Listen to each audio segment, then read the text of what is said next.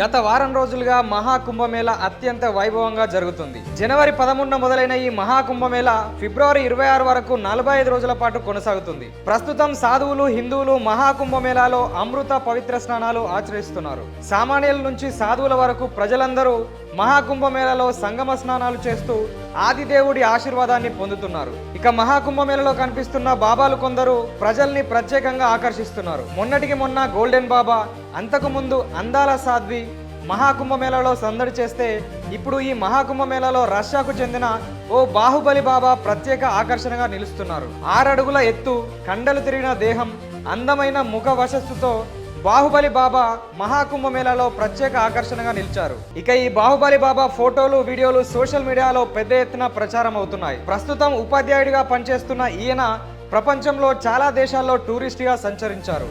ఈ క్రమంలోనే 30 సంవత్సరాల క్రితం భారతదేశ పర్యటనకు వచ్చిన ఈయన భారతదేశంలో ఉన్న హిందూ ధర్మానికి, ఆధ్యాత్మికతకు కనెక్ట్ అయ్యారు. సనాతన ధర్మంతో ఆయనకు ఏర్పడిన పరిచయం కాస్త హిందూ ధర్మ గొప్పతనాన్ని గ్రహించి దాన్ని స్వీకరించేలా చేసింది. ఈ క్రమంలోనే ఆయన తన పేరును ఆత్మ ప్రేమ్గిరి మహారాజ్గా మార్చుకున్నారు. భారతదేశంలోనే కొంతకాలం పాటు ఉండి హిందూ పురాణాలు, ఇతిహాసాలను చదివారు.